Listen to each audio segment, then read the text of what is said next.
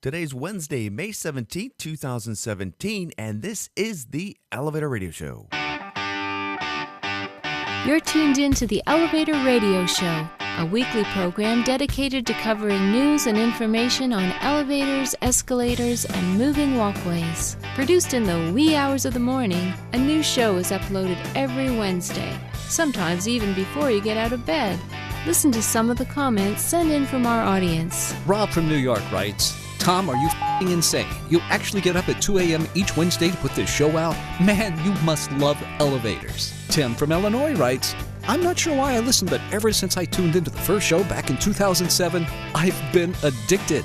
Matt in Texas writes, I like your safety messages, Tom. It's important to remember them each and every day. And he also adds, when am I going to win the monthly prize pack giveaway? Ron from California sent this in. Despite your inability to pronounce words in the English language, I tune in each week and am glad that you offer this service to the industry. It's better than Google News alerts. Sarah from Washington writes, love the show, Tom, and look forward to it each week. I'm glad I signed up for the newsletter. You provide a valuable resource for the industry, not only for North America, but worldwide. Enjoy the show. And now, here's your sleep-deprived host, Tom Seibert. Thank you. Thank you, everybody.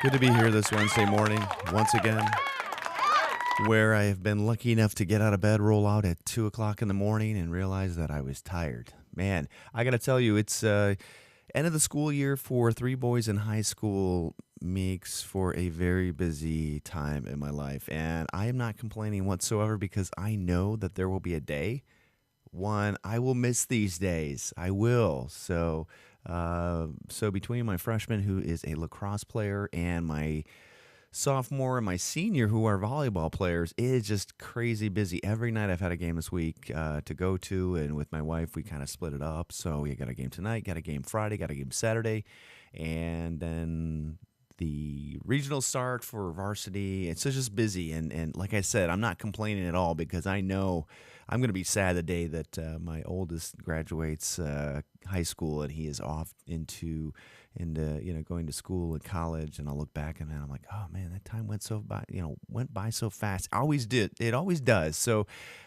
just as for you parents out there who might be just dreading and wondering when your kids are ever going to get out of diapers, they do get out of diapers at some point in time, and all I can say is just enjoy the diaper time.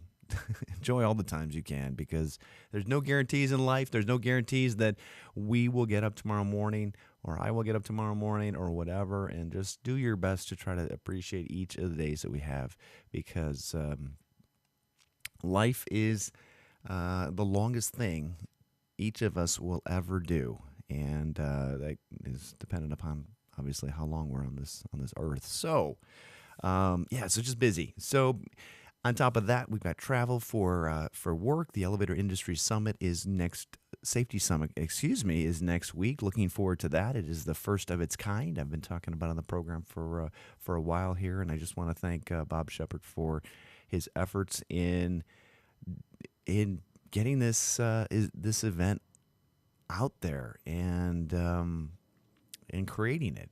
When you think about it, creating an event, a conference like this where safety is the number one priority. There's no vendor shows. It's pretty significant, and it's genuinely a selfless act in Bob's capacity in terms of how in what he's attempting to do. I'm not really explaining this very well, but I admire him a great deal. I really do. And any time that we're not thinking about how to generate revenue or money, and instead simply focusing on the well-being of those that not only work in our industry, but those that are also, working around our equipment or riding it, it's huge. So, and it's one thing to have this idea for such an event. It's a whole nother thing to act on it and to make it happen. So no matter what happens next week, congratulations, Bob, on your efforts in making this event happen.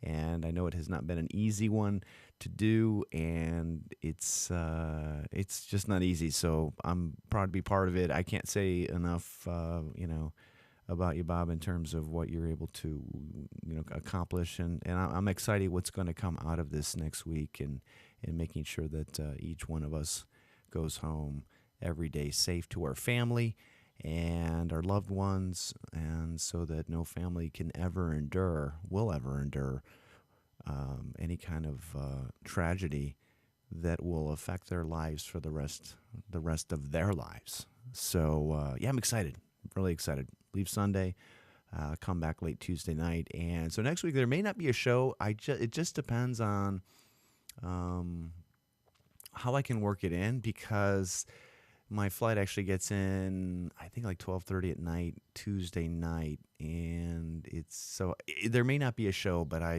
which might be best, because I'll be able to recap the Safety Summit better after having a little bit of time to just digest everything that we've kind of gone over. So I'm excited. So proud to be part of it, and can't wait to.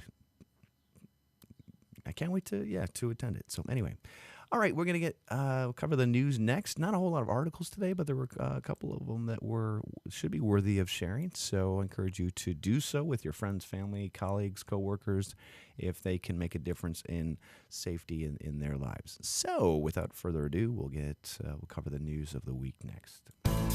Let this week's news stories give you a lift on what's happening in the vertical transportation arena. Each news segment is organically dug and fresh with news stories of the week. Got lift? If not, stay tuned. All right, still have the sponsored registration event links posted online. Obviously, if you are interested in sponsoring it, it's probably a little bit late to do that, but if you want to donate, please feel free to get your donations in and to support the event any way you can. It may not be included in sponsorship signage, et cetera, but still, you can register anyway. The Elevator Safety Summit program booklet has been published. It's actually I do have it linked on the Elevator Radio Show website, so you can cruise and peruse through there. I will be presenting on Tuesday, talking about the efforts the Elevator Escalator Safety Foundation has been up to. And also the agenda is posted, I believe, on the NASA website, and I apologize. I did receive an email for that, and I just am not sure 100% if it has been updated. Let's see here.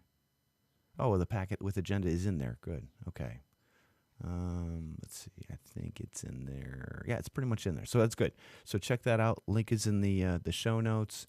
And again, I'm looking forward to coming out of this summit with some good ideas that will help prevent preventable accidents out there. So, so it's pretty cool. Looking forward to meeting many people who I've never met before, and also at the same time people that I have met before. So it's kind of a nice, not a nice homecoming, but a nice type of event, which is different and new. Okay, globalnews.com.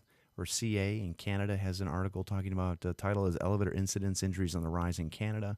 And it says Toronto, from bumps and bruises to amputations and even death. Data suggests, I don't know how data can suggest, because data is data, right?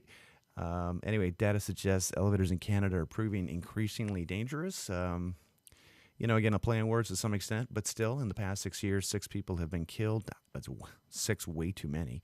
And I'm not sure if those are worker fatalities or if those are people working around elevators, on them, et cetera, and 1,225 people have been injured, including 69 permanently, in elevator mishaps in Ontario, which accounts for close to half of Canada's elevators, according to the Technical Standards and Safety Authority, which regulates the devices in the province. So anyway, they're talking about the rate rise that has increased, and if you go down, you'll see the bar chart. I think 2011 was 205, 2012 is 340. Okay, so it kind of keeps climbing. 2014, 496, 2015, 458, and then 2016 has 510. Although these are occurrences, I'm not sure how they track this data and where the 1,225 people, maybe that's the number of all of them together. But again, no, it's not. It would just be nice to have a little bit more consistency in how numbers are statistically reported in articles like this, which, again, when you read articles, it's good to question them. It's good to look at them and see what's going on. So anyway, some of the bigger incidents that are occurring are happening because elevators are not leveling quite correctly and people are tripping in and out. I got to tell you, I trip in and out just walking down the hallway in our office. Sometimes I'm tired, my feet are dragging, and literally I don't realize that I'm dragging my feet. I'll stumble, and next thing you know, I'm like basically trying to catch myself from falling on the ground. So sometimes, but there's other items in here that are a little concerned, and you'd wish that, you'd wish that there was a little bit more data or specific reports rather than just saying sometimes parts aren't secured properly, position indicator panel on the car came loose and swung down, hit a tenant in the face. I mean, some of that stuff, if there's a specific incident that shows that there's a, that cited that, I completely understand, but at the same time, so is there a rampant issue? Probably not, I don't think. Can we all do a better job in ensuring that equipment is safe and whatnot? Yeah, sure. So anyway, you can, one of the interesting articles or points in the article was that the TSA was interesting or stipulates that elevators should display stopping accuracy. So I'm not quite sure how that happens, but is that like level with car floor? I mean, we should all kind of look and be aware of where, we're walking, obviously. And in today's world where everybody's head is facing down, buried into their telephone, I mean, is there any kind of responsibility that falls on anybody who is just not paying attention? I mean, literally, I've seen people almost walk into streets and get hit by cars because of this. So anyway, link is in the show notes. I do not think there's an epidemic of incidents or accidents that are above and beyond, what the TSSA or TSA, or I'm not sure what the abbreviation is, that would really warrant mass hysteria. But anyway, it's always good. There's always room for improvement, and we each play a small part in that each and every day. Anyway, okay, Elevator World launches a new website. So they've refreshed it, they've rebranded it, and let's see here, the press release here, if you go over, check that out. It's pretty slick looking, I gotta say. Elevator World is happy to announce the launch of its redesigned website. It has a fresher look and faster navigation. It is also optimized for use on mobile devices. Its content center includes featured articles available for purchase or free for Elevator World subscribers, and new advertising opportunities are available. A new paid program called EW Plus grants access to more content, including bonus products, educational materials, market studies, and more. So yeah, it's pretty cool. And I know how difficult it is to rebrand a website. So congratulations, Elevator World. I'm sure that was not an easy task to accomplish. So I cringe every time I think about that. Okay, next news article was from atlasobscura.com. This was in places. Apparently in Washington, D.C., there's a historic Otis elevator at the Potbellies there. And it was apparently installed back in 1853, which is a decade older. If it's a decade older than the U.S. Civil War. What? Wait. And one of the oldest. Wait. This venerable lift is a decade older. Oh, yeah, there we go. Okay, than the Civil War. That's an interesting comparison to make. And one of the oldest extant Otis elevators in the country.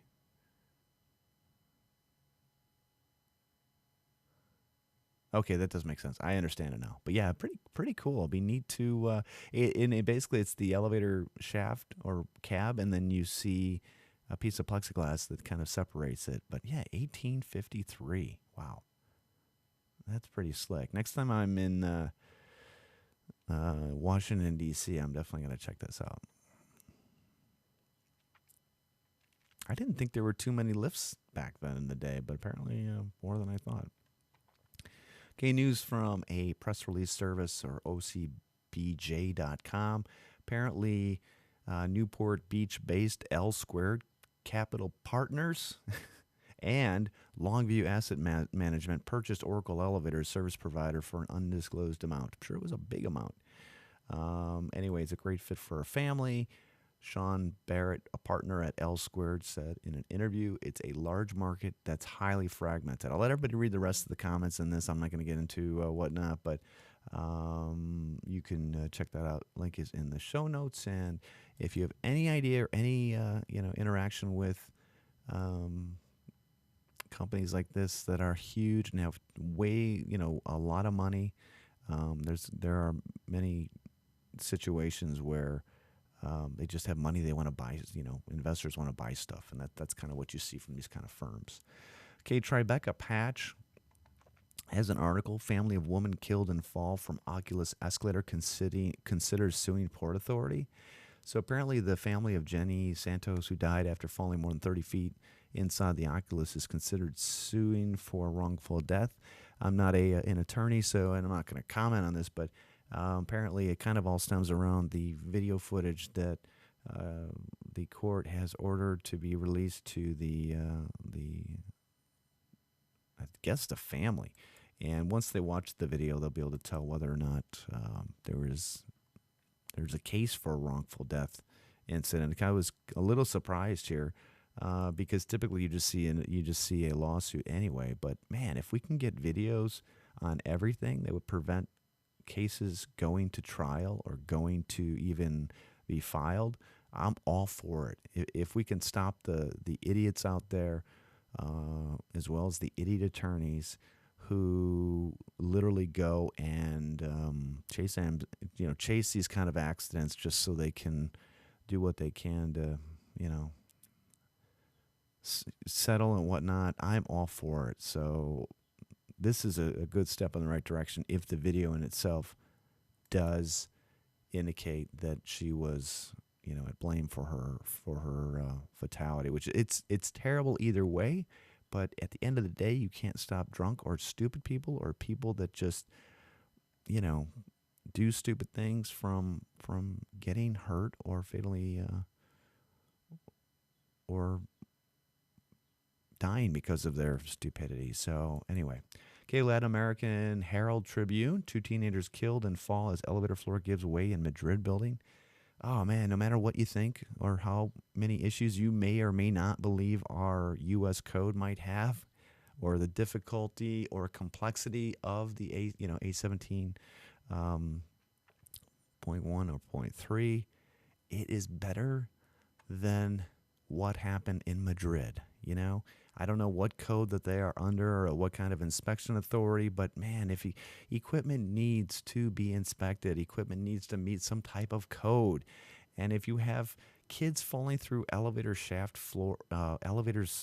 floors, I mean, doesn't that kind of like indicate there's some issue? And again, I'm not quite sure what kind of building this was. I'm not alleging that it is a brand new building or it's a new system or maybe, but the reality is this is why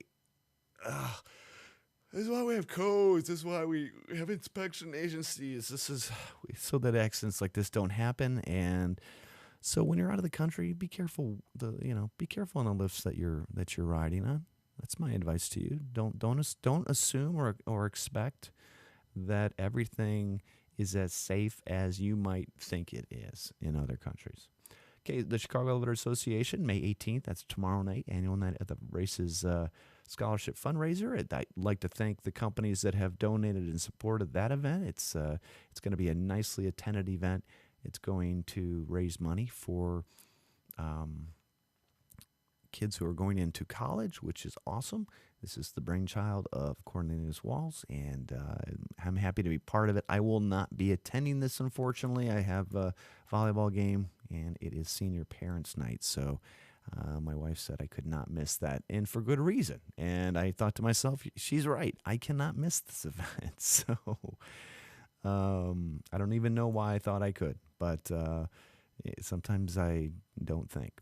Okay, the Elevator U Conference is fast approaching. If you haven't attended, if you are a college or university or large entity that has lots of elevators or whatnot, please consider attending. If you're listening to the show and you might have picked this show up after the fact or after the event in June, just so you know, if you become a member, you'll qualify or you'll you will you'll get information that may help you manage your elevator. So registration link is in the show notes and helps celebrate the 20th anniversary of Elevator U by attending. It should be a great time. The event venue looks really cool. Looking forward to that as well. Again, June's a busy month. I have like 5 days to get away, and then every weekend has got something's going on. So just busy, busy, busy. And again, I wouldn't trade it for the world. I'm not complaining. I'm not going to complain ever about, being busy with my kids, ever. Well, I will, but but then I'll think about it. Okay, Kone and Jump Lift. This is an article from Elevator World Incorporated, and this is kind of cool. If you haven't heard of the Jump Lift that Kone has come out with, and I was privileged enough to look at this and see a video when I was attending a NASA educational event. Oh, crud! Last fall, I want to say. It was pretty neat. So what this Jump Lift is it is an elevator. It's a fully working elevator that, as the buildings on a new construction job go upward, Kone comes out and then just starts stacking rails as it goes up the shaft. I mean, it's pretty slick. So it becomes your permanent elevator once the building is fully erect. So you're saving cost on having to rent an outside lift, stuff like that. So I thought it was pretty cool. And I'm sure the benefits are much more than just the cost of renting an outside skiff lift or whatnot, So it's pretty cool. And there's a press release last week, the elevator escalator safety. I think I linked this last week because I don't remember. Benzinga news source or PR Web has a press release. The ESF launched their online marketing program that is intended to get the word out regarding the new program and also kind of bring the kiddies in from online. And so we'll see how those numbers start to pan out in the upcoming weeks and months. And we'll share those as well. So pretty cool. It's a nice press release. So you can visit the various links that are on the website. And that is from benzinga.com. All right. Well, I told you it was going to be a short show, which is kind of nice. Memorial Day is coming up. So much stuff is coming up. I'm telling you, it's like busy, busy, busy, but it's good. Yesterday was our first 80-degree day in Chicagoland area. I wasn't complaining at all. It was windy. I was complaining about the allergies, though. That's something I could do without because, man, they were killing me. Last 2 nights, I haven't been able to sleep, and I felt as if I've got I don't know, things growing in my throat, which well, it would be bad things. I don't know what good things could be growing in your throat, but now that I'm sick, it's just the tree pollen just gets to me. So anyway. All right, well, that'll do it for the show, everybody. I want to thank you for joining us today. Get over to elevatorradioshow.com. Hopefully, I'll see many of you at the Elevator Safety Summit next week. Looking forward to that, and I'm also looking forward to giving everybody an update and kind of a progress report on what we did, which it's going to be interesting because it's the first time it's ever been done. So, and if we can prevent one fatality, all of the fatalities, the accidents out there, put me out of business. Let me sleep in every Wednesday morning so I don't have to cover articles in the news, that relate to accidents involving our industries or equipment. I would love that. I'd love that. I'd love that. It would. I'm going to say it again. I love it. So think safety. Make sure you go home each and every day. That's your number one priority. And make sure that those around you are safe as well. So everybody have a great rest of the week. Enjoy this weather. Be careful of tornadoes. And we'll talk to you hopefully next Wednesday, if not the week after. So be safe. Take care. Bye-bye.